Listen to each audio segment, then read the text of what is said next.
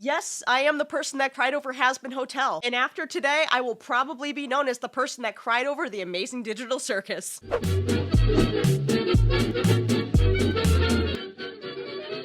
What's going on, guys? My name is Morgan and welcome to or back to my channel. Today we're finishing the amazing digital circus, and that saddens me so much to say because for the past 3 years this has been such a delight to tune into and to be able to react to and like try and pick up the lore on, and I'm really gonna miss this show. And of course my dumbass had to get hyper fixated on it right before it fucking ends. It couldn't be 3 years ago when it first came out. No. We'll get hyper fixated right after episode 8 and we'll even get a fucking tattoo about it. We couldn't get this hyperfixation any other time. It's always right before it has to end to make it more painful. So I'm probably going to bawl my fucking eyes out because I have a hard enough time finishing shows that I'm doing, but when it's something I'm invested in and actually really enjoy, it's even harder.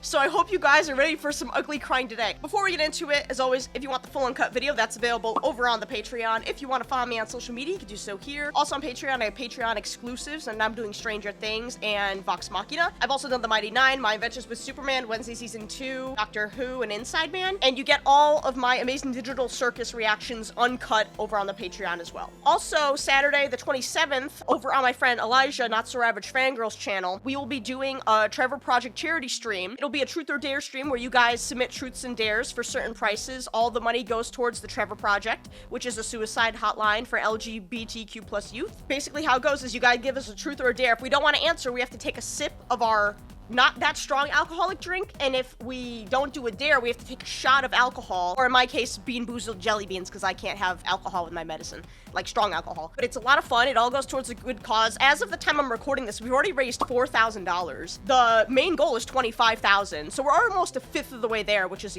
crazy impressive. The link to that will be in the description for the fundraiser, and then also in the description of the live stream is the link where you can donate and the milestones and all that. I'm really scared to get into this.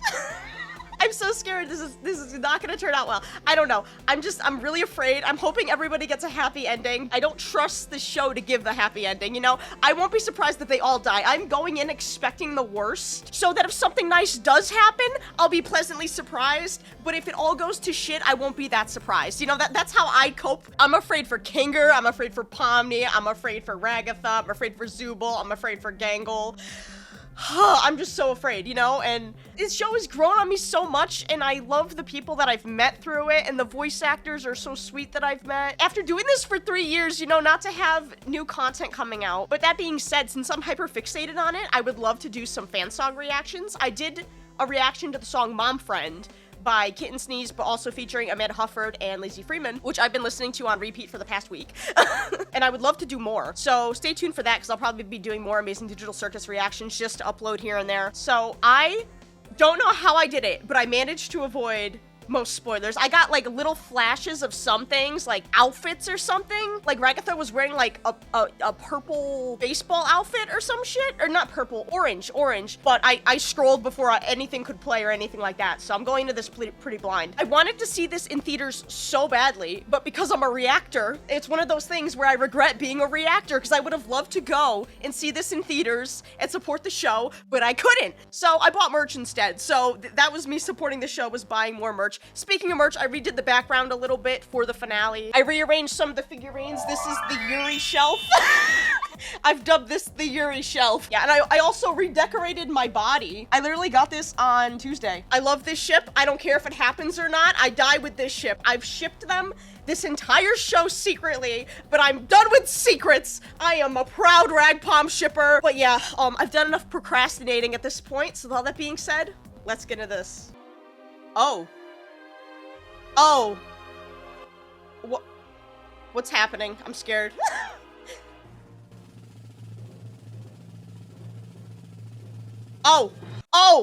Okay, so there's no Bubble or Kane to introduce everybody. You know, Kane's gone. What is happening right now?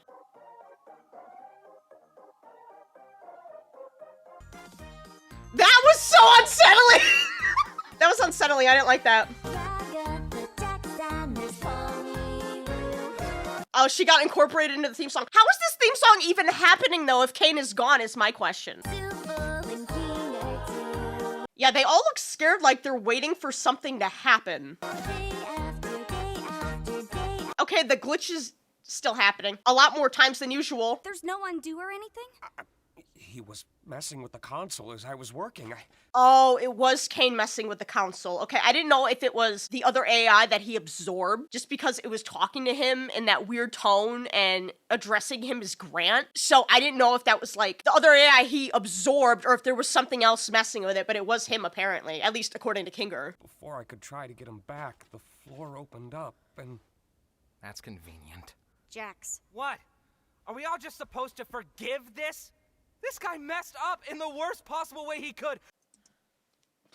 Jax, I know you're going through it, man. Everybody's going through it. But didn't you also potentially mess up in a great way when you pushed the button that could have set them all free? It didn't, but the fact that it was a possibility and you still chose to hit the wrong button to keep them all there, I don't think you have any room to talk, dude. Anything else you want to tell us? Jax! Really, Jax? He gets to mess up like this and everyone takes his side? Jax, they were understanding with you too. I don't get what his deal is right now. Even when they had every reason to be mad at you for pushing the button, they still didn't want you going off and abstracting on your own. They still cared about you enough and forgave you enough to not want you to be alone and to lose you to the madness. Why are you giving them shit for giving Kinger the same treatment? And Kinger's was a genuine accident. Scratch was trying to make a brain scanner. I didn't think it actually worked. I guess Kane found a way to get them working. That means... I know what it means. Congratulations, Zooble! You mean to tell me Scratch made a brain scanner that was like something like a VR headset, because we saw it near the computer in episode 1 when Pomni's going through all like the back rooms and shit and trying to find a way out. He made a brain scanner where you put it on and it scans your brain and uploads people's like memories and shit into the computer. By the way Kinger is describing it, it laid dormant for a bit and then they all just poofed in here when he got it working. Jax, I guess you still get to hang out with Mommy after all, right, Rags? Shut up, Jax!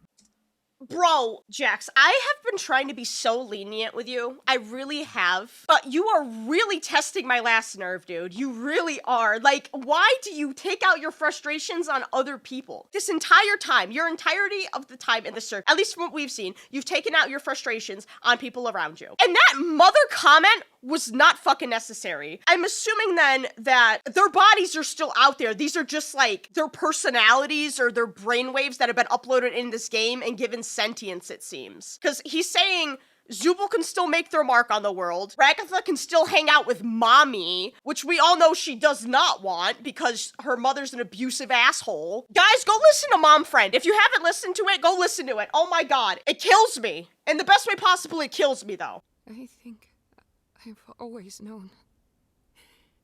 It just, for some reason, still hurts so much to hear it. I know. It hurts. Oh! I love Ragatha and Pomni comforting one another. It is one of my favorite fucking tropes in this show. I love it so much. I love their dynamic so much. And just that Ragatha has always tried to comfort Pomni, and now Pomni's over here comforting Ragatha when she has finally snapped and let her emotions show.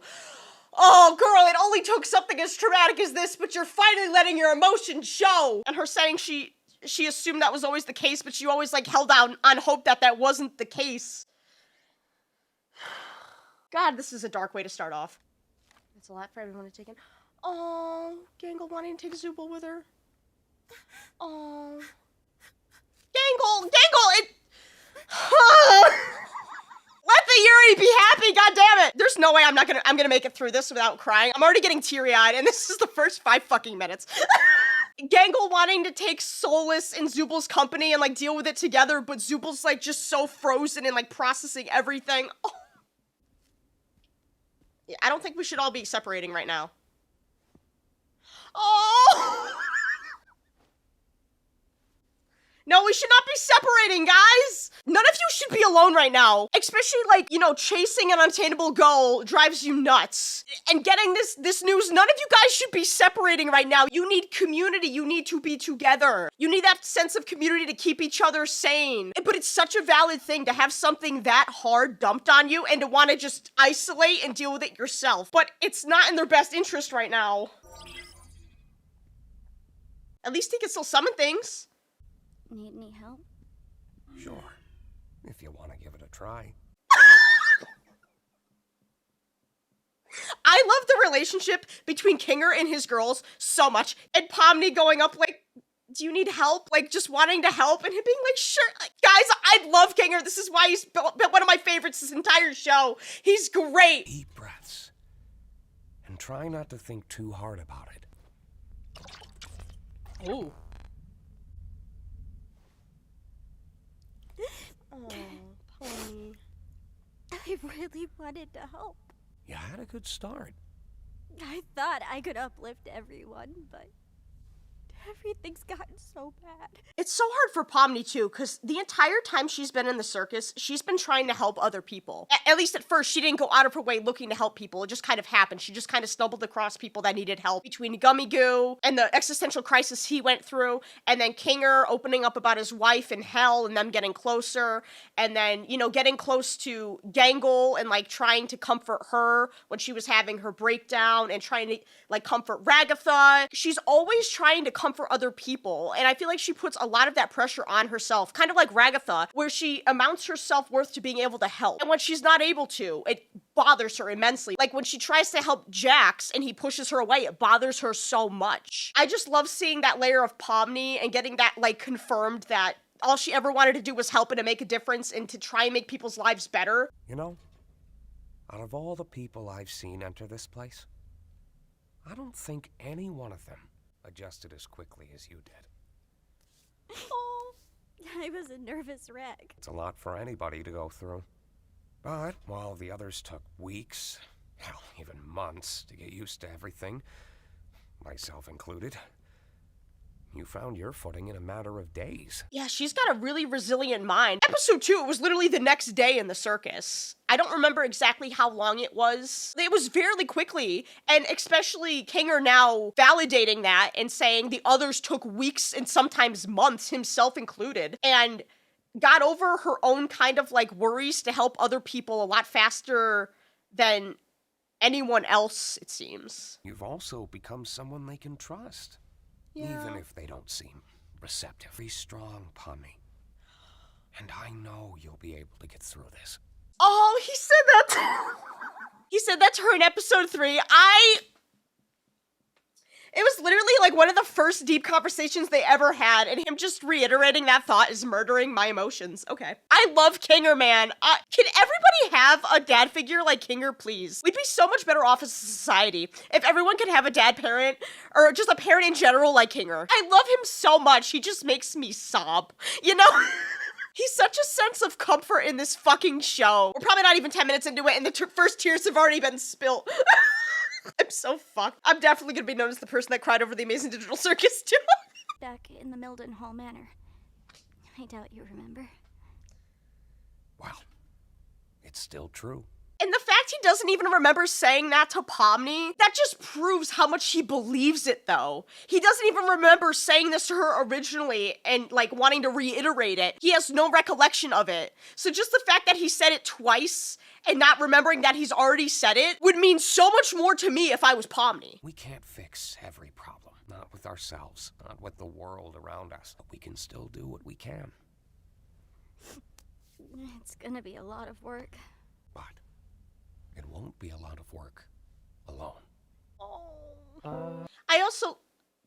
Are we about to get fucking music? Jesus Christ, I'm not ready for that. Let me get out my babbling before the song plays, because I don't trust myself to be coherent after whatever emotional shit's about to happen. But that lesson of, like, everything's a mess and we can't solve every problem, but, you know, we can make it better together. Like, that's not even just applicable to the circus. That's applicable to real life. We're in such a shitty place right now in the world. Just that lesson that people could take of, like, you don't have to go through it alone. It's easier when you have people that can help you go through this and make it through this trying world that's against you in every way. Such a good fucking lesson. She's really trying. Oh.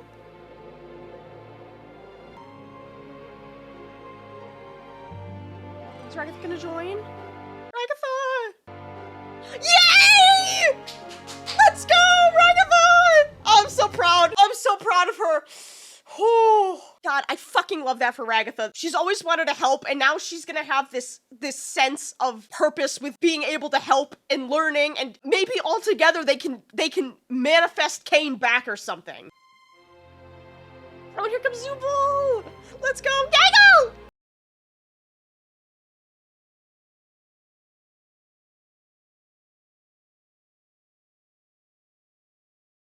Apparently not. He's gonna go isolate. Which again, I don't think is a good idea. Oh, shit. Never mind.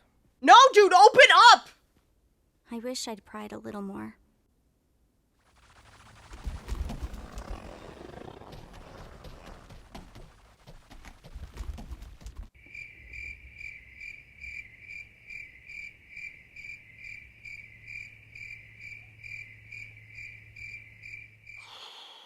It happened that fast. Pomni not reaching out that one time, and he abstracts. I mean, I guess it makes sense, because he does feel hopeless and just having to exist in this digital world, and now Kane is still missing. I don't even know where I was going with that. I can't believe that just happened that fucking fast. Holy shit. That also shows that it wasn't just, like, Kane getting in people's heads that was causing them to abstract. It's just when you get to that point... Oh, God. Of course he'd wait until there's nothing we could do about it. That's just so... Like him. God damn it, Jax. I'm sorry. For what? Why are you apologizing, Gangle? What happened? This isn't your fault. Why can't I cry for him? Oh my god, why you gotta have Gangle have that line, man? Why can't I cry for him, girl? Because he treated you like garbage. That's why. It doesn't make you a shitty person to not cry over someone that was an asshole to you. You can feel bad or you cannot feel bad. You know, your emotions are valid. It'd be one thing if he was nice to you and treated you with respect and didn't go out of his way to make every waking moment of your life miserable. Then it'd be okay to feel guilty about not crying. This whole abuser and abusee situation and the abusee feeling guilty for something bad happening to the abuser and not feeling bad for it. Like, girl, no. You are so valid for not having any sympathy, or even if you do have sympathy, you don't have to cry over it. Like, your body will do what it needs to do. I always thought it should have been me. Don't say that. We were friends once. I mean, sort of friends. You're gonna tell me they used to be friends, and we're gonna get this probably tragic backstory. Guys, I didn't sign up for this. I mean, technically I did. I didn't have any hope this was gonna be happy, and I did expect the worst. That doesn't mean I'm comforted in what's happening right now, okay? I'm still not. And of course, Ragatha's gonna blame herself because she blames herself for everything. But now that's making me think back to episode, I think it was 5, where they went on all those like rapid fire adventures. Pomni was asking Jax like, don't you have any friends? And Ragatha's like, not anymore. I assumed she was referring to Ribbit, but maybe she was also referring to herself. Something like the snowy summit. I can't really remember. Something happened between him and her. Ribbit. Oh, the fucking snowy summit, the hot chocolate thing he's always reminiscing with. So something happened between him and Ribbit, and then it all went to shit. All of his other relationships went to shit. Her name was Ribbit. Yeah. I think I remember you mentioning her before. I wasn't supposed to. I tried to comfort him. He told me to never mention Ribbit's name again. He made me promise. And I did. Ragatha, girl, you can't blame yourself for that. You tried helping him, and he said the only way to help him was to never mention Ribbit again, and you kept your promise. You just broke it for the first time in God only knows how many years. But you can't blame yourself for that. This is what kills me with these characters. So many of them blame themselves for things that are out of their control. That makes them so relatable. But it's also so sad to see these characters that we've gotten so attached to blame themselves for things that they couldn't have possibly have changed the outcome of. It was so hard for me. I still don't know why I did it. I just wanted him to know he wasn't alone. That I was there for him. I just didn't want to lose any more friends. Shows what I know, huh? Do I need to sell my soul to Satan himself to let Ragatha be happy? in any episode. Do I have to sell my goddamn soul? Because I'm convinced that that is what it takes at this point. This poor girl can never just catch a break. And her being like, I should have pushed him. I should have been there for him. Like, I was so afraid of losing another friend that I agreed to it, but she still lost him regardless. This is infuriating. I feel so infuriated right now. Ragatha. Oh! You were the first real friend I made here.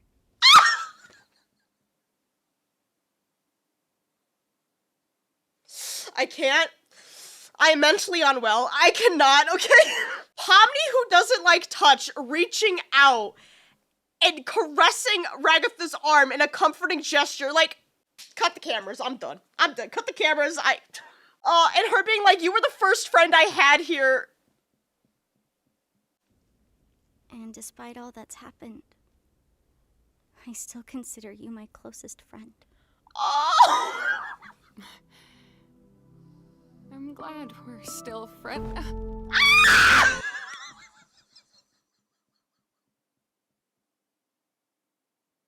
Your Honor! Your Honor! I cannot live, laugh, love in these conditions. Do not feed in to my delusion, please. Oh my God. That hug. I can't even talk right now. I'm actually crying over this. I am crying over Pomni giving Ragatha a hug. I'm so mentally ill. Anyways, Pomni does not initiate physical touch much. The only time I could really think of her initiating physical touch in a meaningful way was when she hugged Jax after the whole gun debacle and he like shoved her away. For Pomni to embrace somebody like that, she clearly cares about them a lot. I'm sure Ragatha's gonna melt into this fucking hug. Oh, they're so cute. Oh. Okay, but like, why does it look like they're kissing? I know they're hugging, but why does it look like they're kissing? Guys, I'm so delusional, it's not even funny. I'm just gonna have this on standby to wave around anytime something gay happens with these two, because this is kind of gay. This is kind of gay, I will say. This is kind of gay. Happy Pride! Oh my God, and I'm just readjusting their grips on one another. I gotta rewatch this. We're rewatching. Playback! Playback, it's Pride Month. I'm glad we're still friends. And her saying, I'm glad we're still friends. Like, the fact she ever doubted that they would be friends. I know she was afraid of, you know, Jax, like, corrupting her and turning her into a mini version of Jax. And so afraid of losing her friendship. But just the fact that Pomni sees her as her closest friend. And the little smile, like the quivering little smile. Oh, God. I can't. This is peak cinema right here. And this romantic ass, like, camera. Oh my God! Oh my God! Guys, they just keep readjusting their grip on one another. At this point, they look like they're trying to fuse themselves into one being. Like they're trying to grab each other and just fuse their bodies together to never be apart. That is what this is giving, and I'm loving it. God, my Jester doll heart is so fucking happy right now. And them finding like comfort in one another is just, even not from a ship perspective, it's such a sweet fucking scene. Make sure Gangle, Zubul, and Kinger are okay. Aww. They need someone like you right now. Aww. Pomni, you've been one of the best things to happen to me since I got here. Ah! Guys! I need to move this chair out of the way. Whew. This is so gay! I cannot handle this. Ragatha, I know what you are! You're a little lesbian and I love you! This bitch has been stuck in the circus since 2008. It's been about 9 years at this point, because Pomni got in around like 2017 from what I've seen online. In the 9 years this bitch has been in the circus, Pomni is the best thing that's ever happened to her. I'm done. Guys, I don't know how to process this right now. I really don't. You cannot feed into my delusion and expect me to act normal. This is what I live for, is fictional ships. Guys, I already know memes of me are gonna go out on the internet from this reaction. I already fucking know. The memes of me on TikTok and Instagram Reels are gonna be nuts. Take a moment to collect. Hydrate or die straight. I'm replaying this. I'm sorry. I need to analyze this. I trust you.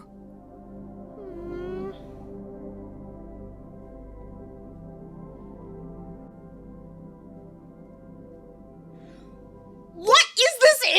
eye contact. At this point, swapping saliva would be less gay than you guys essentially eye fucking each other right now. What is happening? What is happening? This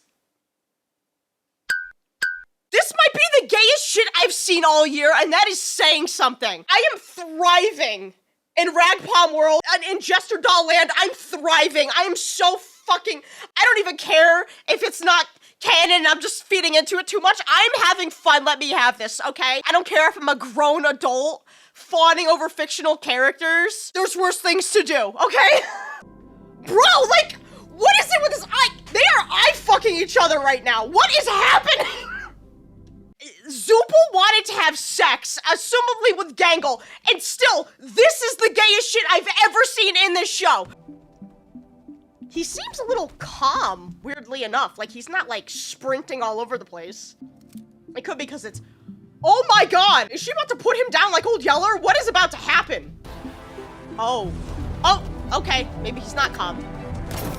Oh, she's gonna try and put him in darkness so he calms down. Like, the fact she listened to Kinger when he said we were in the fort for one last time and the darkness calmed her and I was able to touch her one last time before she went into the cellar. I'm assuming that's what she's doing right now. Seems like he calmed down. Yep. Oh god. Yo, the fucking parallels. The parallels between her and Kinger and Queenie and Jax. I just love that Pomni paid so much attention and took what Kinger said to heart and is trying to comfort Jax and to make this as easy for him as possible right now. Aren't we not supposed to touch things that are abstracting though? Doesn't that make you abstract too? Or glitch out at the very least?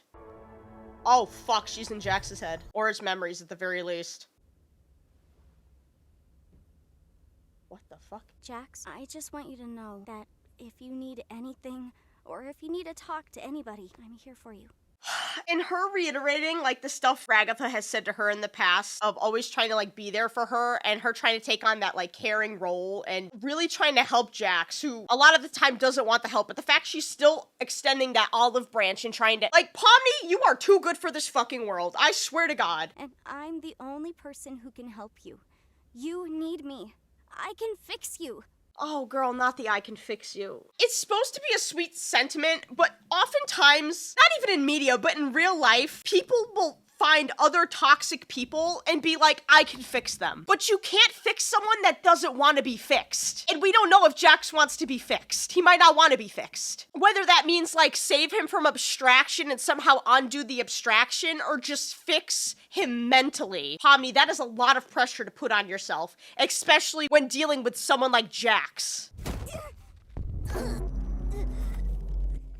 Girl, you can't fix him. You cannot fix him. Oh, I hate that. What? His eyes are almost completely black. We can't die from oxygen deprivation, remember? But why is Ragatha crossed out, is my question. We're gonna make this the best funeral ever! It's what Zubul would have wanted. Remember, it's not a mourning of death. It's a celebration of life. Oh my god. So are these just, like, possibilities of what could have happened if someone else abstracted instead of Jax? Like Ragatha, now Zubul. And also the fact that Gangle is wearing her non-breakable happy mask that she got from Zubul, and because obviously she cannot trust herself to have the tragic mask on because she's gonna spiral because Zubul is the closest person she has in this circus. This is killing me that Gangle is wearing the happy mask because we all know she would have taken this tragically and would have not been able to deal with it, but also would have wanted to do right by Zubul, and the fact she would have had to carry that burden and don the mask to make it seem like she's okay. I figured what better way to honor Zubul's spirit than by wearing something all gender freaky, right? You're just doing it to make fun of them. I hate you. What? Don't act like you don't like it, sweet cheek. Oh. Meet me in Oh, my I did not like that at all. That, ugh, no, no. That gave me such an ick. I need a moment. to recover from that. I want to go back and rewatch that. Hold on. I figured what better way to honor Zubal's spirit than by wearing something all gender freaky, right? And him saying gender freaky. Why do you have to go out of your way to be your worst self? Why is Zubal's way of identifying and expressing themselves, why does that bother you so much? And of all times to be making this, it's at their fucking funeral. You're just doing it to make fun of them. Isn't that what you're doing? And him being like, isn't that what you're doing? Like, no, Gangle would never do that. Gangle's clearly wearing this mask because they would be inconsolable without it. Even when something happy is happening and they have their tragedy mask on, they're still crying. They would flood the fucking arena if they had their tragedy mask on right now. That's why they're donating the one Zubul gave them. God, I fucking hate that Meet me in moment. my room after the funeral. Don't be late. Ew, no. Gross. Oh, that is a dark door we're gonna go see in a minute. You killed the only person I've ever loved. Now I'm going to kill you. YURI! Like I said, Zubul would have had sex with Gangle. It would have happened. I'm telling you. It's so obvious that they love one another. Whether that becomes canon or not of them being romantically interested in one another, at the very least, canonically, they're each other's best friends. But there is too much happening between them. I see the world through queer-colored glasses, okay? Forget rose-tinted glasses, no. Queer-colored glasses. There is a reason they are the most popular ship in this fandom, and everybody, like, agrees with this ship. It's because they're great for one another. And just them saying shit like that of the only person I've ever loved, like, I don't feel like it's platonic. I'm sure there's gonna be people in the comments, because there always are, of like, well, they never actually said it. because people's media literacy's fucking dead. And, like, mine isn't great all the time, but at least I can pick up on some things. Very queer-coded, and that's all I'll say about it. Like, them coming out and saying, like, the only person I've ever loved. And just that Jax, of all people, acknowledges, because this is like inside of his brain, he acknowledges that Zubul loves Gangle. I gotta do something about this. What the fuck? I think this calls for a change in scenery. Oh god, not this Looney Tunes bullshit. And him always breaking the fourth wall. That's all, freaks. Out to lunch! I wouldn't be caught dead wearing that. I'm wearing it ironically. That way it shows truly just how little I care. Don't forget about me. Wait! Did he just say the F slur? Don't I think he just said the F slur. just how little I care.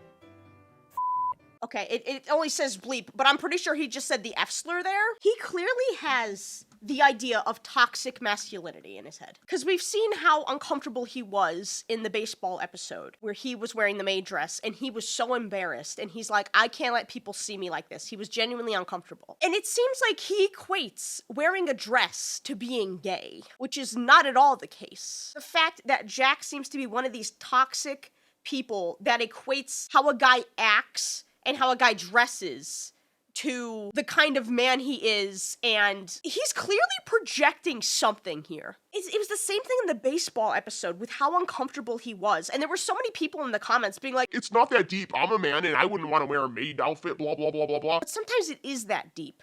And just the fact that he has this rooted hatred and the need to say the F slur and saying he's wearing it unironically, like, I don't think that's at all what that is. I think he is, like, trying to convince himself of this. But I feel like there's definitely something there. That's not reality, though. Oh No, it's boy, not. why does does that that matter? Gay. Yeah, I mean, killing off the comic relief character?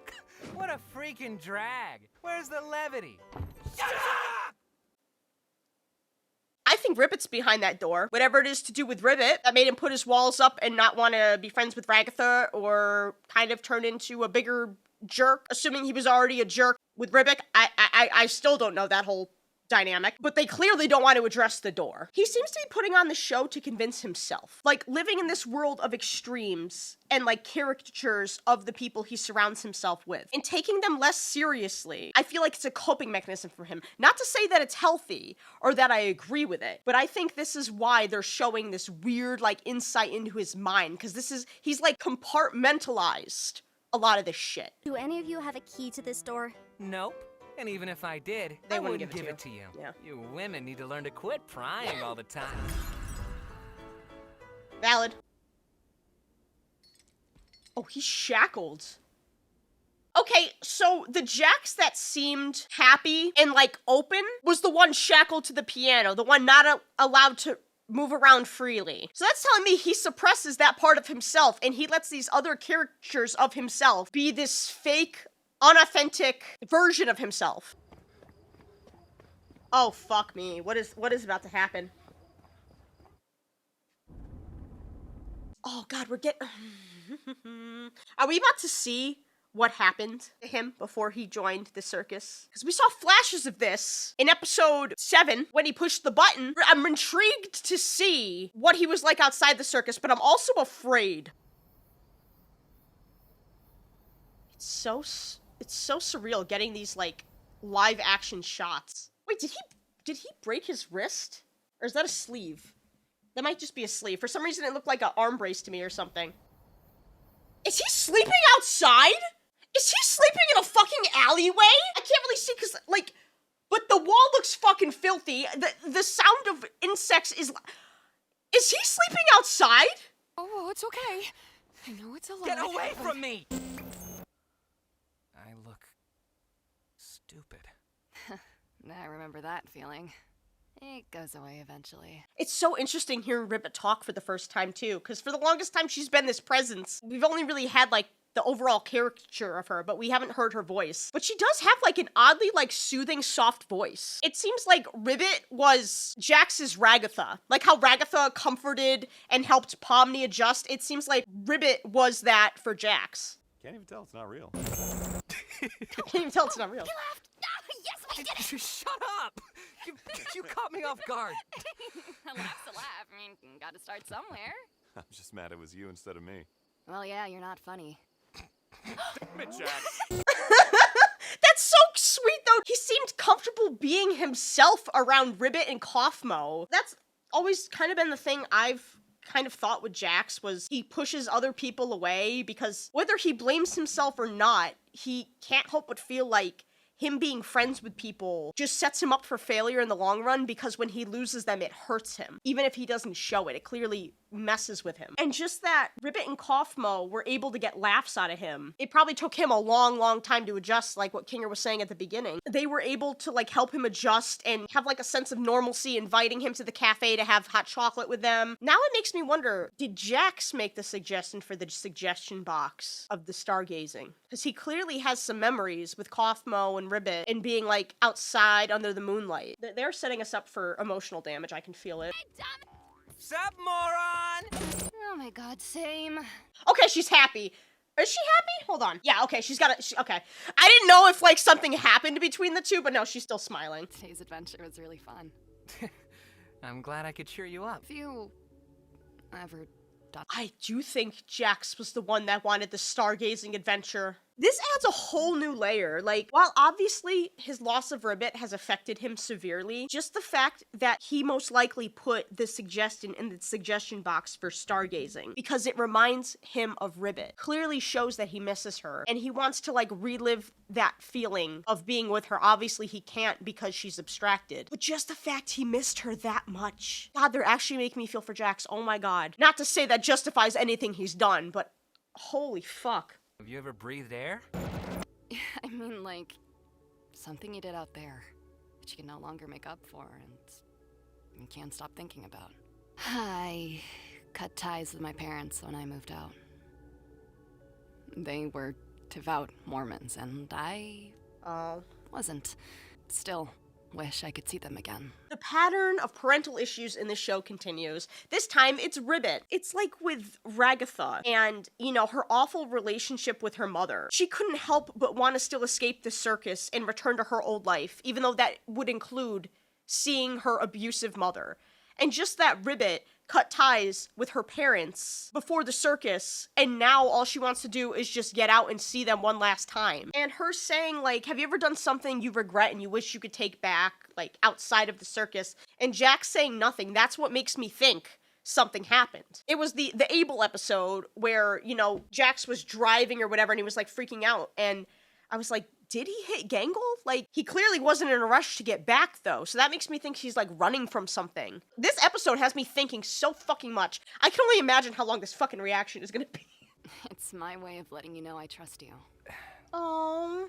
I told you I was homeless.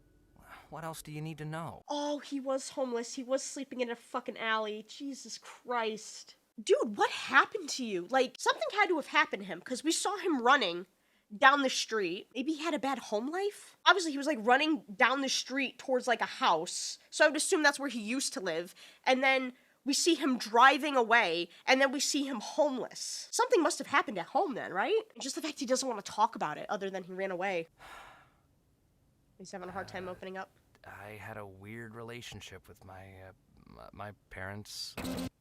They split when I was just starting high school. I was never close with my dad. He was there, but he also kind of wasn't. Okay, so he sucked. You can say it, he sucked. He did have a bad home life. Damn it. And an absentee father. What a great role model. I thought I got along better with Mom, but after he was gone, she changed. When I showed weakness... Oh, and the camera panning and us actually seeing, like, Jax's facial expressions now, where we've just been seeing it through his eyes this entire time. And he clearly had such a hard time opening up because he was, like, fidgeting, and the abstraction keeps interrupting this memory. I'm assuming that's Jax not wanting Pomni to see this discussion, but just that the abstraction screen keeps interrupting what he's trying to say in his conversation with Ribbit. When I showed weakness, I was less of a man than him. When I lashed out, I was just as bad as him. It was confusing. Oh. So he had shitty parents. Plural. And his mom is the one that was enforcing the fucking toxic masculinity onto him. If he was too sensitive, he wasn't man enough. If he was mean like the father, he was just as bad as his dad. Woman, pick a fucking side. What do you want? You're confusing your poor kid. Why do people equate being genuine and kind with not being a man? No, that's not being a man. That's being a dick. So you mean to tell me his mother, because of the divorce with his father, shoved this bullshit down his throat, was disappointed when he wasn't like his father, was disappointed when he was with his father. He clearly didn't know what she wanted him to be. And especially that this happened in his teens. It's such a crucial development time for teenagers and their brain chemistry and moving their way into the adult they will become. The fact he had this bullshit, like, just dealing with at home and not really feeling like he could be himself anywhere and feeling like no matter what he did was a mistake, like, she was setting him up for fucking failure. I was just kind of fed up with it. Told her something I regret telling her.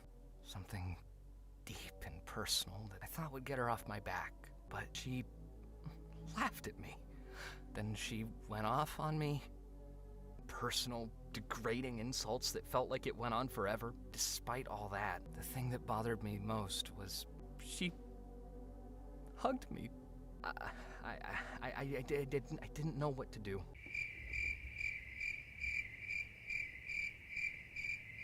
Can I just say they are doing a great job with making the viewer understand the confusion he feels, because I feel like I'm going through this with him. First of all, what did he say?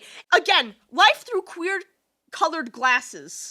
Did he come out to her? Maybe he was trans? I don't know, but the fact he said it was something so personal and something so important to him, and he said it just to shut her up, but that set her off even more, and she berated him, and then she hugged him after. Like, what are we doing? This feels like emotional warfare. I'm at such a loss. Like, why would you go off on your child about something deeply personal that they've told you, even if you don't understand it? And then at the end, after cussing them out, hugging them. Are you just trying to confuse your child? Because I think you are, because I don't even know how to feel about that fucking situation. I didn't even go through it. I'm just hearing about it. Pushed her off me with all the force I could. She fell backwards. She didn't get up. I didn't know if she was just trying to make me feel bad, or... I never found out the answer. The mom didn't get up, and he ran before he could find out if she was actually dead or if she was just fucking with him. He just has this constant, like, is she alive? Is she dead? And it could very well be that she died. Like, what if she hit her head on something? And just the fact that he fucking ran away from that, and that's why he left home, probably because he's like, did I kill my mom? Is she just embarrassed by me? I don't know, like... No wonder his head's all fucked up. Again, that doesn't excuse all the fucked up shit he did, but that kid never had a fucking chance. I definitely want to talk more about Jax as a character at the end of this, but I'm gonna hold off on that until we get to the end. I'm sure she's fine. I mean, if the police never came after you, then she was probably fine. She does make a good point, but it also could be that he's homeless. It's hard to track down someone that's homeless, especially if he, like, crossed state lines or something. This is the thing. This must be so validating to Jax to open up about something that he's very, you know, sensitive about and worried about and being vulnerable and not having someone laugh in your face like his mother did to him. And just the fact that Ribbit was this person and he lost her. This is so much more than what I was expecting their fucking relationship to be. No wonder he took it so fucking hard. This was the first person to ever understand him. Fuck this finale, dude. Holy shit. I'm sorry. I definitely overshared. Wait. Aww. I'm glad you trust me.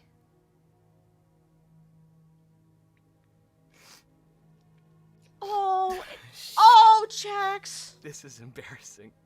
It's just that he let himself be vulnerable enough to cry, because he's always kept his emotions under wraps for the entire time we've known him in the show. And the only emotion he's really shown is anger and frustration. But just the fact that he's allowing himself to be sad in the process and to cry tears in front of another person just shows the lengths that he feels comfortable around Ribbit.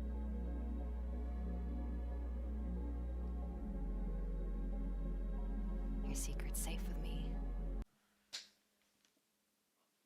This is not helping my trans headcanon. If his mother was giving him shit for not being enough of a man and wanting to be like softer and gentler and to break out of the stereotypes of what she expected him to be, and he was actually trans and he let that slip during the argument, it just makes too much sense. Holy fuck, no wonder he didn't want to leave. Again, that's not to say that justifies anything that he has said or done in the circus. I empathize with his circumstances that he grew up with.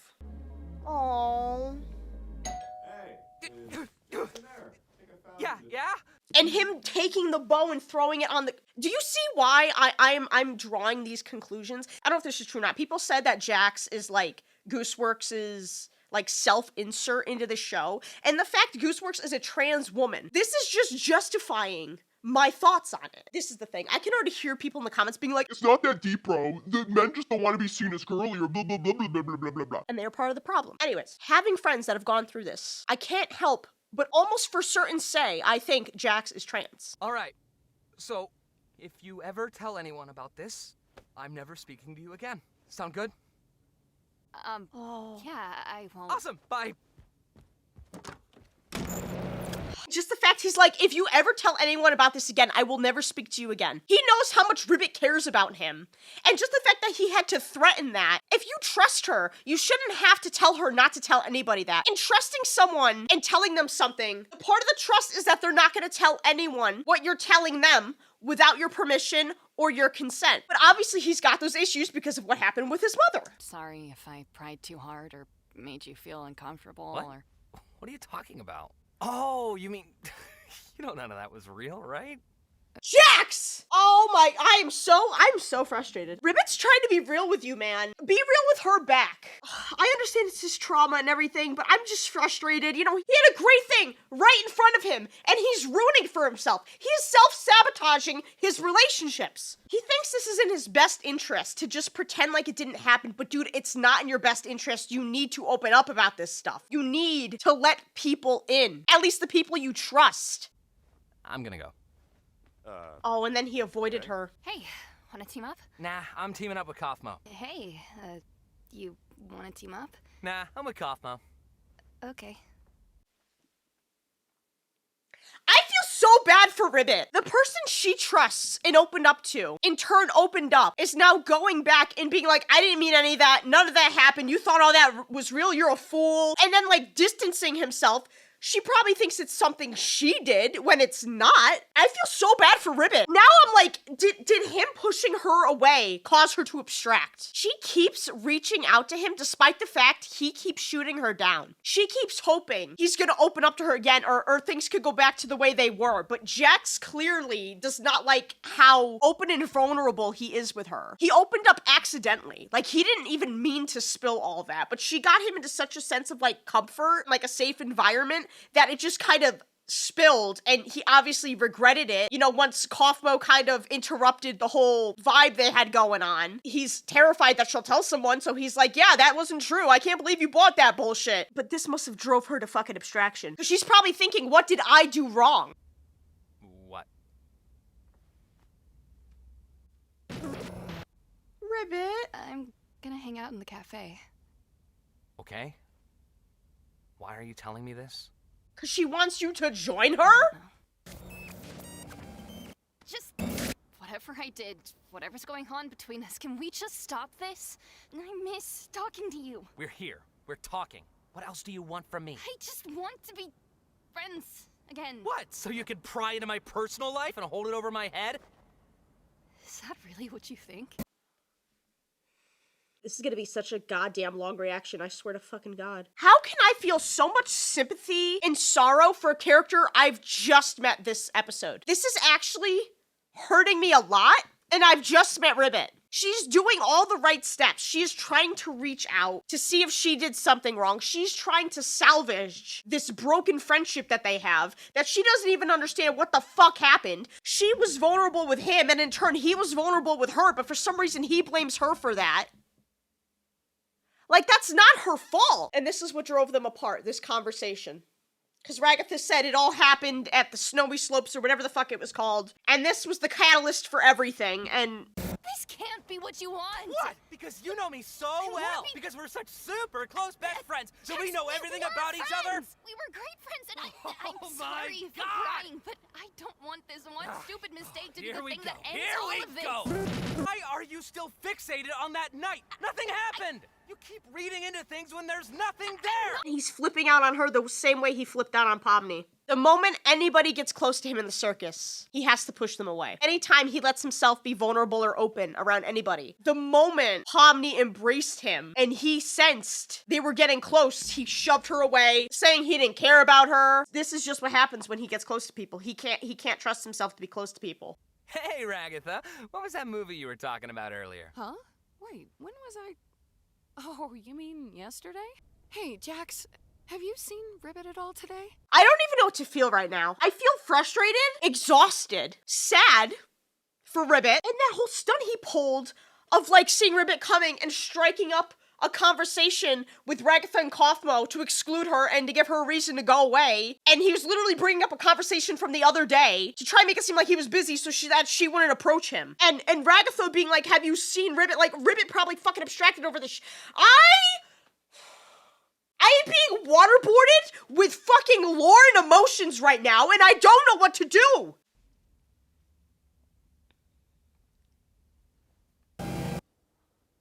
Oh, god damn it. I bet you if he knocked there, and if he had just talked to Ribbit, she wouldn't have extracted. That was probably her breaking point right there. That was probably what could have saved her. If he just knocked on that door, he could have saved her. But he didn't, and that has to haunt him. The way they lingered on the door and they almost had him knock on it just makes me believe that was like the tipping point. That's what could have made or broke their relationship and Ribbit as a character. We were friends, but I know you two were especially close. Just if you need anyone to talk to. Do I look like I need someone to talk to? Oh my god, and then he fucking pushed Kaufmo away. Are we fucking joking? I'm really trying not to be hard on him because I understand he has trauma. But if you saw this happen to one of your friends because you pushed them away, why would you then go and push another person away that you've already have an established friendship with? And it was the same thing with Ragatha. Like, when Ragatha tried talking to him about it, he said, never mention Ribbit again, and then he pushed Ragatha away. And here with Kaufmo, because he was clearly closer with Kaufmo and Ribbit, he's pushing them away. I can only imagine that that didn't help in Kaufmo abstracting as well. I promise. And Gangle showed up right after that. Call her Gangle. That sounds about as pathetic as she looks. What? Great choice, Gangle. I'll be sure to add that right into the system. So Gangle didn't even choose her own name. Jax gave her a mean nickname, and Kane's like, great idea, let's go with it. That adds a whole new level to fucked upness with their relationship The fact that the moment she entered the circus, already being rude. Again, I'm not justifying shit. But in his mind, he's probably like, okay, I'm not getting close to anyone ever again. If I just push people away and I don't make meaningful relationships, maybe no one will abstract, but also no one will get close to me. That has to be his mentality in this. But that is not fair to Gangle, who has enough shit on her plate coming into this circus and being confused enough. She doesn't need you bullying her on top of that. Jax, look, I know we don't get along, but I think I might have found a way out of here. Have fun being crazy. You're not looking too good. You gonna cry? Seeing this new perspective of the cut between Jax leaving Kaufmo's room with the bowling ball and him appearing with Kinger and Gangle near the glowing coal, and just seeing this in between that he needed a moment to collect himself and he was actually crying and clearly hurt by the loss of Kaufmo. I'd move on. And probably forget about you. Oh, even the head tilt. Oh. Oh God, this is reminding me of the Upside Down. Oh, this is reminding me of the Upside Down in Stranger Things. Oh, I don't like this. I don't like this. The fact that it's reminding me so much of Stranger Things has me unsettled. Why are you here? You know everything now. So why are you here? She wants to help you despite everything. Just to rub every mistake I've ever made in my face? I'm a terrible person.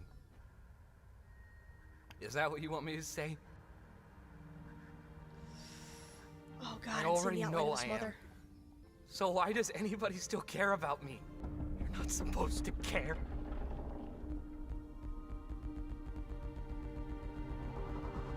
Whoa. Was this Kane making his body here? Because he has, like, the blank avatar, and then he has this, like, prison. It looks like a prison outfit. Did he go to prison or some shit? His circus uniform. And then this other, it's the squares in the corner. It reminds me of, like, customizing a character. And the way it's, like, flicking through. Kane said in his whole spiel in the last episode that he went on, that he tries to custom make characters' bodies to their minds. He tries to design their avatars based off what he thinks they would like. And just that Jax has this many layers to him, I could see this being Kane trying to make Jax's model and settle on a design, but it could also be all the different personalities and traits that Jax has. He's such a jumbled mess of emotion. And like this one too, like with the key and the swoopy, like, and then the maid outfit. I don't know what kind of outfit that is. Assuming that was the beach outfit. Army outfit. So why does anybody still care about me? You're not supposed to care. He's obviously frustrated too, because he's done nothing but try to push everyone away, and yet, despite all odds, the people in this circus still care about him. They said as much last episode with, you're one of us, we can't have you going off and abstracting, you know, you're a pain in the ass, but we care about you. Pomni sees through you. She knows that you do this for a reason. For self-preservation. And she still wants to help you through all of that, because no one should have to live like that. You're not supposed to miss me. You're not supposed to love me.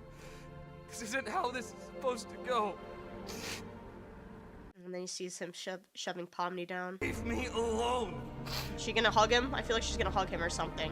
And then this shot too. This shot right here. We saw this in episode 2 where Pomni was so afraid of abstracting and everyone just forgetting about her. But then at the end, she realized people genuinely cared about her. She had that little like imagination scenario where everybody like grabbed her hand and saved her from abstracting. If they pull this shit off with that, I don't even know what I'll say. The foresight of like building that plot point up from episode 2 would be insane. You're making this so much harder.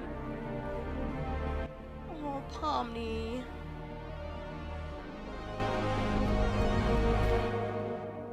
She is gonna hug him.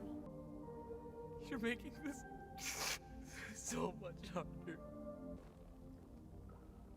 And her just not letting go and just being there for him. You should have just talked to me, man. He was It's afraid. too late. Talk to me now.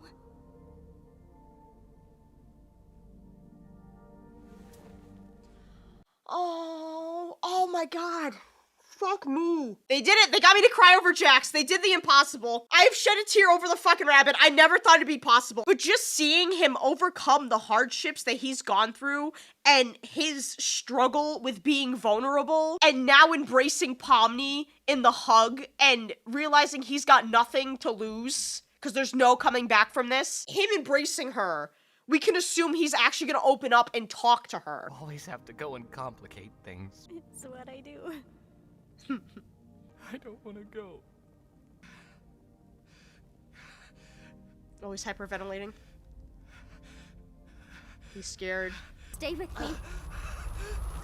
God, in the fucking panic attack.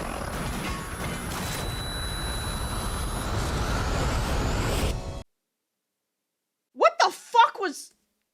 Hold on. Why are there fucking grenades? Why aren't there just grenades here? What the fuck?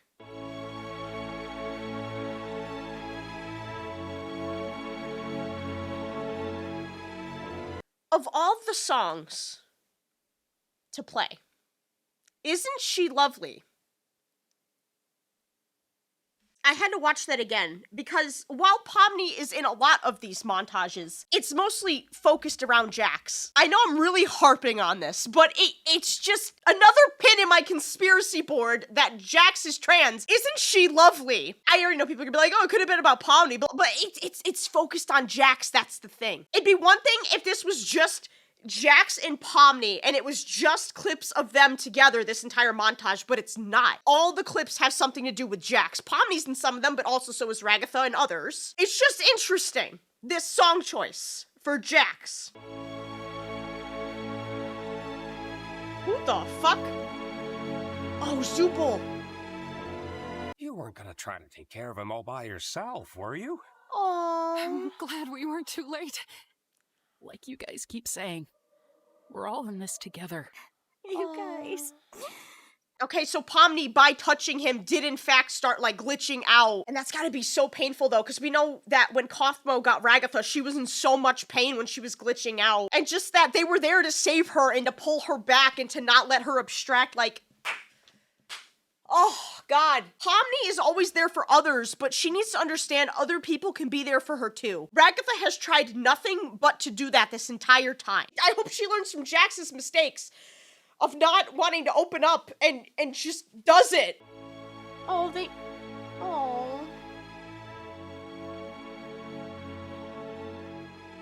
They made him his own containment unit. Oh, Gangle. Oh, now she's crying. Gangle, don't blame yourself for what happened.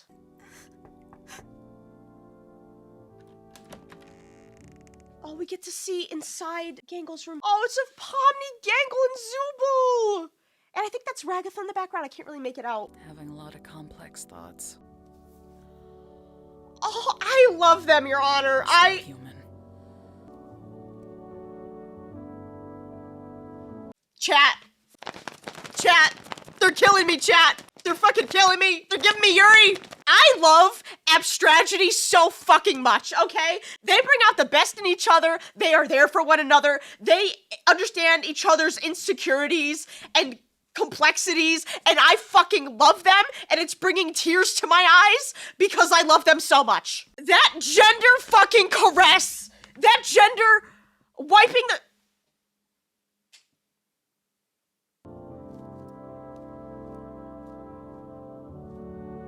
I can only really make out, I think that's Pomni, or maybe it's anime, I can't really tell. It's hard to see. He better be. You know how many arms I had to go through to get him in there. How are you holding up? Aww.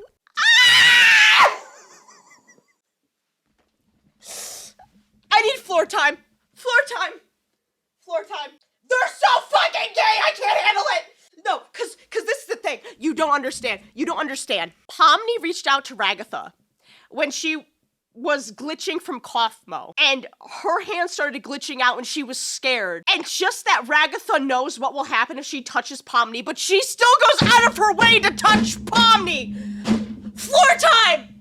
They're gay! They are so gay! Pomni, get your ass down there! Oh, I almost whacked myself in the head with a water bottle. Oh, Pomni,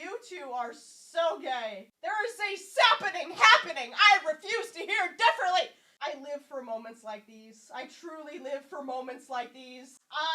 This is why I live to have these tiny moments of contentment and excitement. Man, why do I have to edit after this? I want to read fucking fan fiction. This is bullshit. How am I supposed to indulge when I have to work? This is not fair. I have no regrets about this fucking tattoo, let me tell you. I am living.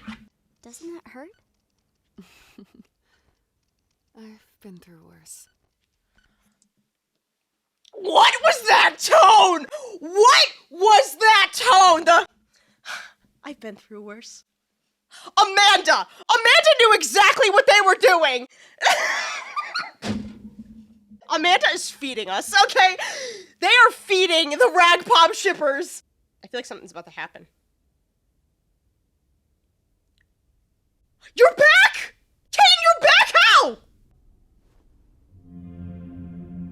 When did the color come back into the circus? It was so, like, dark, and the saturation was just fucking gone. Does that have to do with Kane coming back? I'm so glad Kane is still alive. Bubble's not there anymore, though. Does he remember what he did? They tried to delete me. They're in the wrong, right? I feel so bad for Kane. Yes, he got carried away, but I also have so much sympathy for him because in his eyes, he has been trying. It's not really his fault that he can't understand the emotions of humans because he's never been one. It almost seems like he was like set up to fail. Like he can never truly understand the emotions of humans. Despite all that, he still tries his best to give them what they want. And because he doesn't understand humans that well, he always gets it wrong. But in his eyes, he's trying his hardest and they're never happy. And it's just so sad. This is what he was made for and he feels hopeless doing it. And he was understandably upset the thought of people wanting to leave him because he's also got abandonment issues. Because remember in the beginning when he was just the red dot and then they boxed him in and they tried to forget about him? He's clearly got abandonment issues and is afraid of being trapped and left alone. Again, that doesn't excuse all the shitty things he did. Ruin this. Again. So did he have a reboot or something? Oh, the exit door.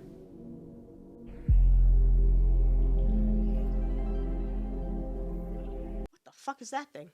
Oh, the folder.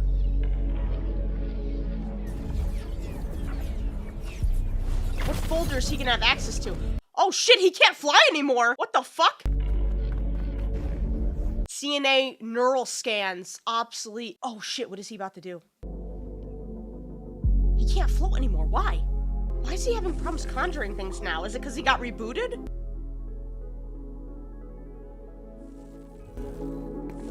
Oh, he's got to manifest things different ways, it seems. Like, he's really got to concentrate. Oh, he's got to figure out, like, a pattern to this shit. What is happening?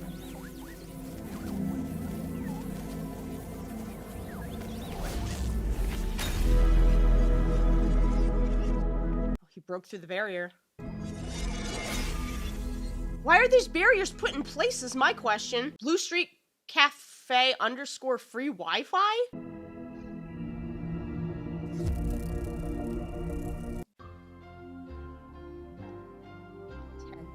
So we got Queenie, Kaufmo, Ribbit, Jax, Pomni, Ragatha, Zubul, Gangle. Did I say Ribbit already? I don't remember. Scratch, little googly eye thing, the little mouse thing. Okay, so that can't be all of them because there's not, this isn't all the characters that have ever existed because there's not enough of them. Is it something like if the thing gets corrupted, it deletes itself from the folder? I don't know. But there's not enough there for that to be the members of the circus though. And it's so weird too. Originally, Kane was just a little dot. He's evolved. His little avatar has evolved from being a little dot to having a full-on body. And I'm wondering if not only as like the program is he evolving, but him himself and like his abilities. But I don't know because he can't like conjure things the way he used to. Mike Dobby? Who the fuck is Mike Dobby?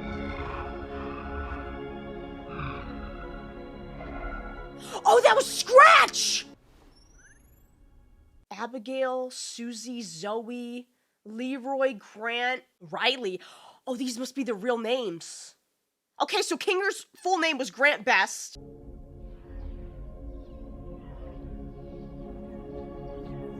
Real estate fair star Susie H. Mentos property. Wait, this is Ragatha. Oh, for sure. I already know a lot about them anyways. Not to brag, but me and my girl Daisy Bell are pretty gosh darn good, so they do know me, and I don't think there was a real estate agent. It's all good though. After that sale, I kept on call after call. One time, my phone ran out of battery by 11 a.m. Poetically, Susie's phone actually rang during this answer. Oh, that's amazing. Hold on, I love this shit. Abby Babley Brooks. St. Louis, Missouri, photoception. Okay, I want to go back and look at these. Center attention. Happy birthday, Sam. So sorry. So sorry, Dad. You're a party hat now? Wait! Wait, is that Kinger and Queenie and their children?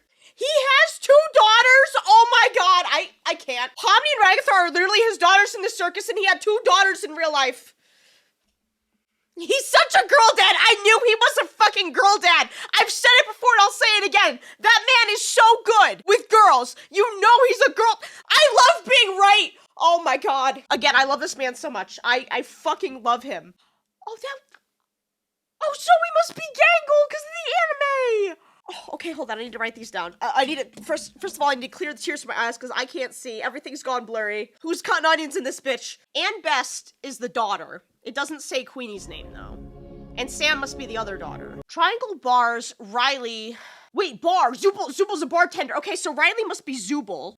In the corner, I see a group of young regulars laughing over a small collection of old arcade machines. A young man, who I had mistaken for a delivery guy, enters and turns out to be a delivery guy just getting off of work. He goes to join the arcade where they have cheers and an experiment waiting for him. He's apparently very good at cruising USA.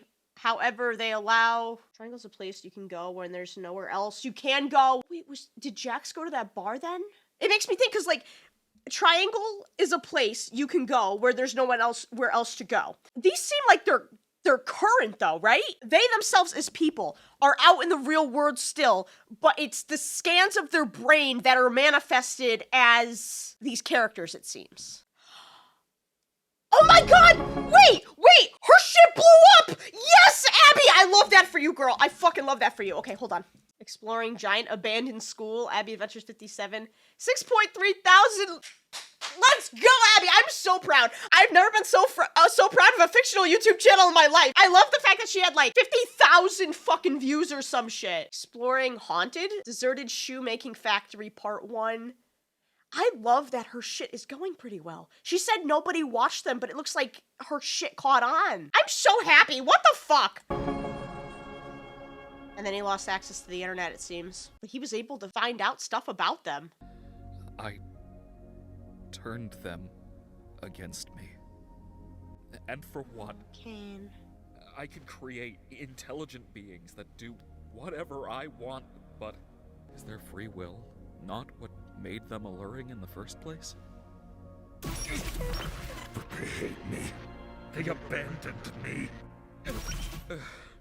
They're from a world so much bigger than mine. I'm keeping them locked in a cage. They had their fun out there.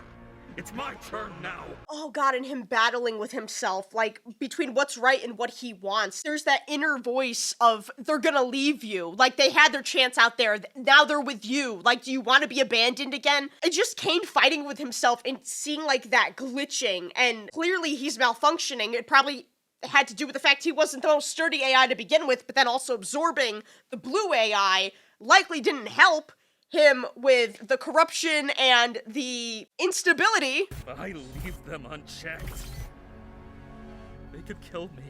They already did. Yeah. But if you don't give them a reason to, they won't. I'm sorry I did this to you, buddy.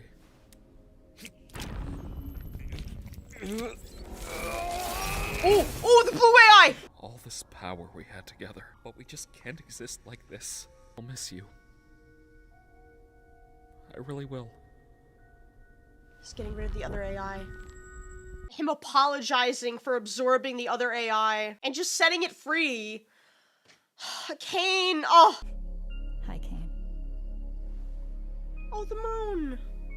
I don't know if I'm ready to face them again. I still love you.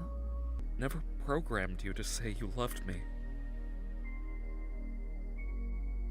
I know. Oh! over the moon telling Kane that she loves him. What is my job? What is my job at this point? Crying over a moon, saying she loves a pair of dentures. What is my life? Just the fact that Kane didn't program her to say that. And she, like, made her own conclusions. Even though she's a program that he made.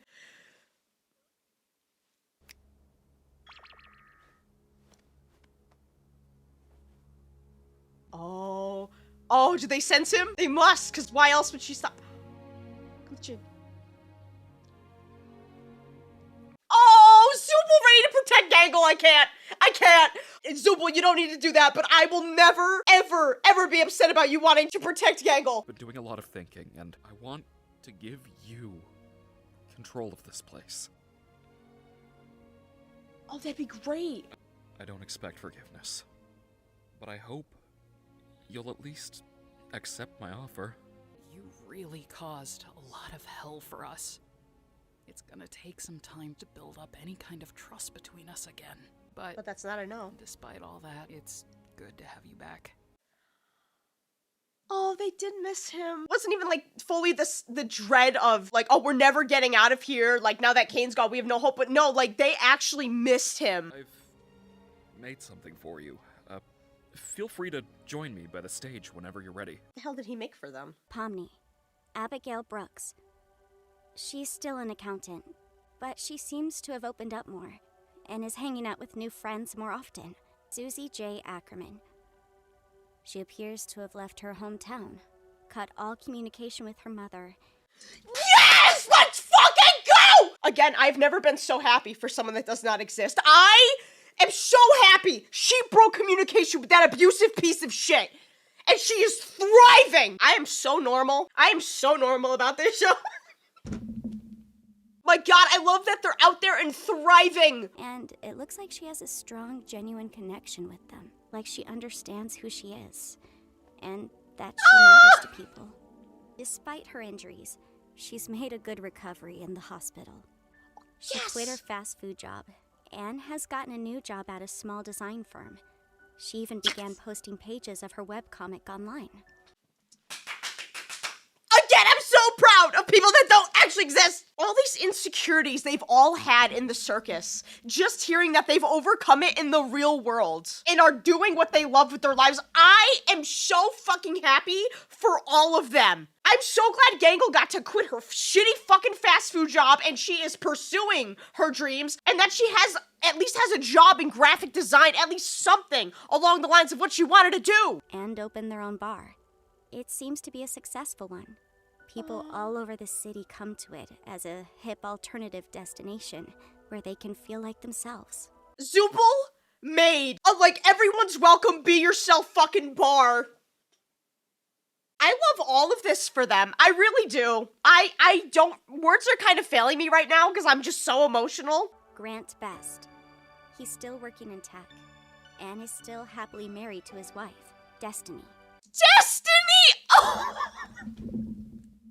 I cannot think of a better name for Queenie. Oh my god, because that is Grant's Destiny. They are killing me. Dad playing with this new toy. And it's a VR headset. Oh my god. I'm so happy for them. I know that I'm crying, but it's because I'm so happy for them. They appear to have 2 daughters together. He looks like he's a good dad. He is a good dad.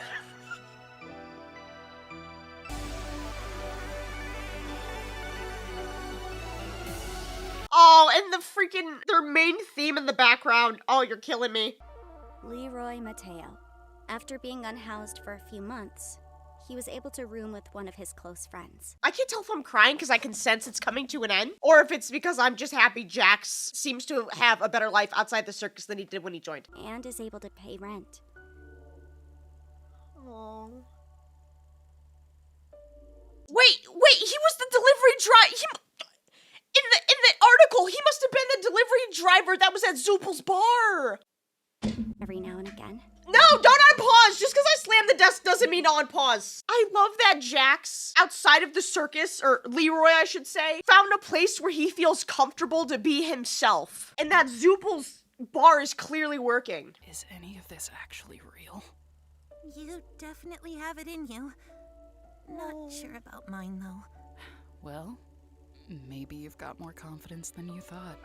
Oh. Ah! I can't. I don't quite have the same power that I used to, but I'm keeping the worlds open. So you can do what you want when you feel like it. What do you say, I mean, Abigail? With all that being said and done, Abby is out there, living her best life. And here, I'm just Pomni. Oh, I love the self-acceptance, though, of them being like, okay, you know, I'm just a memory scan incarnate, essentially, and have become this living being that is my own person. Abby's out there having fun, and here I am, Pomni. I'm going to do what I... Oh my god, I love that for them. Oh my god, this is such a better ending than I was expecting. I was expecting tragedy and despair, and things seem to be ending pretty well. And I'm nervous to get comfortable, but I almost have hope, and hope is a dangerous thing. Oh, and Kane's actually taking in their suggestions. What? What did Zubul suggest that Kane's like, was it the sex thing? Kane looks scared like, oh! And Jax looks so calm. Oh, they made a mural for everyone that abstracted. Oh my god, they're playing D&D! Can this finale stop making me cry? I'm so happy for Kane that he's like being accepted into their friend group and participating in activities with them and is spending quality time with them and being like invited into the group. This is so much better than the way I was expecting it to end. Oh my god, I was expecting despair. I'm so glad my expectations, I was just expecting the worst because now I'm so happily surprised I am actually bawling my eyes out. I love this for Kane so much. I love this for everybody.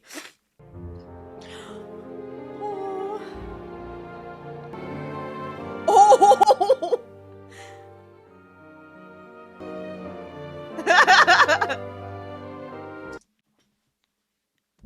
That is a gay fucking stare, Ragatha.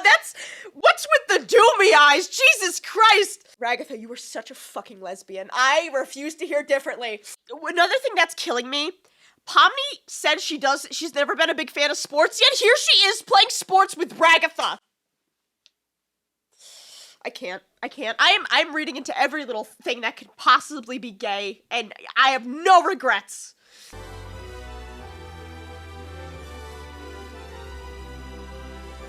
And everyone's got their own taste in food. They're all genuinely so happy. I love this.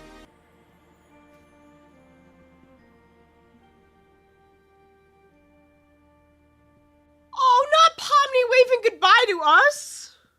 Man, this is like the Owl House all over again, where they ended it with bye, and they were talking to us, the audience. Look, why did you have to choose emotional damage like that? Like, why did you have to have her wave goodbye to us, the viewers? Was it not sad enough the show was ending?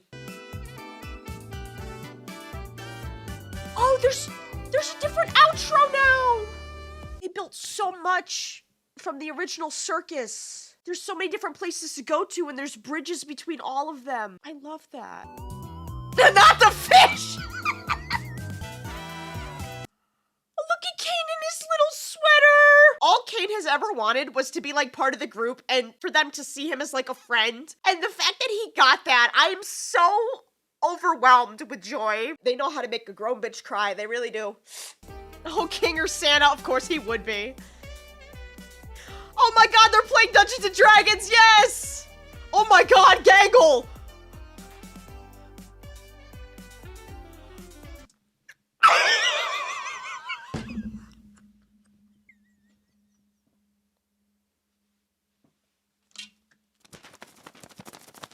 We all know what's going on behind that door! Yes! Zubul got what they wanted!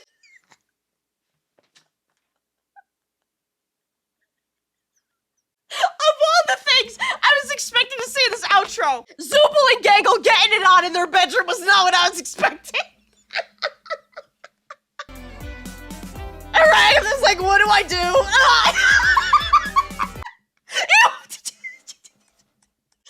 the fact Gangle's, it's, like, I never had any doubt in my mind it was Gangle, but just that Gangle's door is ajar, it's clearly Gangle in there with Zubul. Of all the couples in fiction that have deserved to fuck, they are definitely in the top 10. Because they've been through enough, okay? They're canon!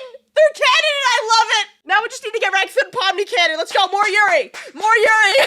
That was just the cherry on top of the peak sundae. Oh my god, this is all of them? 314. Why is 314? What does that mean? 314. Dude, the fact they're all at this bus stop together and no one knows each other outside of the circus, but the fact they all have such meaningful and interpersonal relationships in the circus, but they don't know each other. That almost makes me sad that they don't know each other outside of that. I'm glad they have each other in the circus, but that makes me sad because if they're anything like they are in the circus, they could be such good friends. Damn, what a way to end it. 3 hours! I hate myself. I hate myself. I hate myself. I hate myself. I hate myself. 3 fucking hours. Why would I do that to myself? I knew I was gonna have to fucking edit this one. Why would I pause and talk so fucking much? This is what happens when I get hyperfixated on a show. I can't be normal. I can't just enjoy something and just pause a normal amount of time. No, no, no, no, no. Let's pause. Let's make the initial reaction 3 times as long as it needs to be. This is why I hate being hyperfixated on things. I just make more work for myself. There's no way this is coming out anytime on Saturday. I really hate when shows end. Big shocker, I get emotionally attached to things. I know, you guys are shocked. Your jaws stayed in fucking place because that's like saying water is wet or ice is cold. But I get so emotionally attached to these shows, especially these independently animated ones. And just like, the fun I've had reacting to it. It's always so hard to say goodbye to. And I'm really trying not to cry, but I can't promise I won't. I'm just so glad it ended happy. People always get on me like, Morgan, you're such a pessimist. Like, why would you always expect the worst? This is the thing. When you expect the worst and something good happens, you're pleasantly surprised. But when something bad happens, you were expecting it anyway. Whereas you're expecting something to end happy, and then it ends sad, you're setting yourself up for disappointment. That's my logic behind it. I am so glad they all got a happy ending. Like, even Jax, even though he's abstracted, he's at, like, peace with himself now. He's just, like, existing. All things considered, that was a pretty good finale. I wish we could have focused a little bit more on other characters, like, yeah, a little bit more on other characters outside of the circus, even though it'd be emotionally devastating, if we could cut back to, you know, Ragatha's home life or something like that, or Pomni's life outside of the circus, or, you know, Zubul's, like, I would have loved to have gotten more backstory and see more things through the characters' eyes for the other characters. That's really my only critique of the finale. I mean, it was very Jax focused for the most part, and I mean, I guess it makes sense because he is like the other main character other than Pomni. I would have liked to have gotten more with the other characters, but I mean, it was, I won't say nice getting to see where Jax is coming from because that whole shit was tragic, but it definitely made me feel a little bit of sympathy for him, whereas before he was really getting on my last nerve. But seeing everything he went through, I'm like, this dude had no chance in hell of forming meaningful relationships before he got into the circus. Obviously, I hope outside of the circus he got therapy and he surrounded himself and he's open and whatever it may be. Clearly he's thriving in the real world now, but I'm talking like up to the point where Jax entered the circus. He was not doing so well and he had no chance in hell overcoming that shit. While that doesn't excuse his behaviors, I'm not surprised he turned out the way he did, given everything that he had gone through. And like just the not knowing if he killed his mom, if he didn't, like what he was afraid to face her, like afraid to be judged and all this. Clearly he didn't kill his mom if he's out and about in the world and not in jail. I'm just so happy that they're all thriving, both in the circus and outside of the circus. And that they've kind of all just made peace with the fact that they're not those people anymore and they're just doing what they want. So many of the characters had self-loathing and regrets and all these mistakes they thought they made, but the fact that they've embraced it and they're like, no, this is our life now, we're gonna choose who we want to be, and just the fact that they've all kind of like accepted parts of themselves that they originally couldn't, and they're able to take on this new identity and make themselves what they want to be. I'm just so happy it ended the way it did. I was really worried everyone was gonna abstract. I keep saying extract, it's the fucking repo brain rot. I'm gonna miss this show though. There aren't that many shows I watch where I like this many characters and I care so much about all these characters. I love Pomni, I love Ragatha, I've loved Kinger since like episode 1. I've loved Kinger, okay? And then like when he got depth, I just loved him even more. I love Zubul, I love Gangle, I tolerated Jax. Like he wasn't like my favorite, but even Kane, I fucking loved Kane. Like it's so hard for me to pick a favorite character in this show. Like I love Kinger so much, I love Pomni so much, I love Ragatha so much. Like they're definitely top 3, but it's so hard because I love so many of these characters and the complexities and how different each character is from the other. And that's one of the things that's sad to me about the show ending is like the characters are gone now, you know? I'm terrible with parting with things, whether it's people, fictional characters. Okay, so I made a note of this and I talked about it a little bit, but I kind of want to clarify. Okay, the note I made to myself was talk about Jax's trauma, not justifying his actions, unlearned trauma. Okay, so this is my thing. What Jax went through at a very young age, we'll consider Tina's young age, was traumatic, obviously. And he did not have the best home life. In terms of Circus Jax, not Leroy who's outside and has coped and made better decisions, you can have a shitty childhood, shitty life, whatever, but that doesn't give you the excuse to use your trauma as an excuse to treat other people poorly, even if it is for self-preservation. And that's my beef with him. Because yes, he went through something awful, he went through something tragic, he was clearly afraid of opening up. But that did not give him the right to treat people in the circus the way he did. Especially Ribbit, and Kaufmo and Gangle. I understand in his mind why he did it, but that doesn't justify why he did it. So many times in media, we see people use their trauma, and even in real life, people use their trauma as an excuse to be a shitty person to other people. But that's not how it works. If you truly went through something traumatic, you would never want to inflict a similar feeling onto someone else. And that has been my biggest gripe with Jax's character thus far. Clearly, this man did not have the option to go to therapy before he got into the circus because he was homeless. So I will not hold that against him. So I'm having a little bit more leniency with him than I would if someone was like a full-grown adult, had a roof over their head, had the chance to go to therapy, and just decided not to. I give Jax more leniency with that. It doesn't give him the excuse to do that. You have to unlearn trauma. You cannot simply project it onto other people. It's upsetting to me that Jax wasn't able to learn that in the circus. Ribbit really tried her fucking best, and so did Kaufmo. And Ragatha did too, and he just did not want their help because of his own trauma, which again, I can't necessarily blame him for, because he opened up to his mother and his mother laughed in his face. I have very mixed feelings about Jax. I don't know how to feel about him. I will say I don't hate him. For the longest time, he irked me, but after this finale, I don't hate him, but I also don't love him. I'm glad Pomni was able to comfort him and to calm him down, and he finally accepted being vulnerable and like being able to hug her. But there's just so much other stuff that he's done that I'm just like, you know, I just have very mixed emotions. It just makes me sad. Kinger, you know, he's never gonna get Queenie back, it seems. Everyone else got a happy ending, and like Kinger is kind of like the dad friend of the group. I'm just sad, you know, Circus Kinger doesn't have his wife. Maybe he finds some solace and out there he has his wife. Maybe it's gonna help him cope, I don't know, but they had characters go through such relatable things too, and that just made them even easier to connect with, because it's so much easier to empathize and feel for a character if the audience has gone through something similar or has had a friend go through something similar. And this show did a really good job with that. I never thought I'd get this attached to this show. Like, I loved the pilot, don't get me wrong, but by episode 3, I was hooked on the show. I was like, oh, there's so much depth to this and these characters, and there's so much going on that we don't know, and there's lore. Like, I will say, I'm surprised I'm not like ugly, crying, bawling my eyes out, hyperventilating. There's improvement. There's some improvement. The bar's in hell for my emotional state, but all right, well, that's really all my thoughts on it. I probably have more, but the reaction's 3 hours and 10 minutes at this point, so I have enough work cut out for myself ahead of me. I'm not gonna add to it. So thank you all so much for watching and joining me on this journey through the amazing digital circus. It's been a blast. If you guys want the full uncut video, it is 3 hours and 11 minutes at this point. That's available over on the Patreon for the uncut crying, ranting, losing my mind, all that shit. Patreon. Let me know what you guys thought about the finale or the series as a whole in the comments below. Let me know your overall thoughts on the characters. Thank you all for joining me on this journey, and I will hopefully see you guys in the next video. Peace.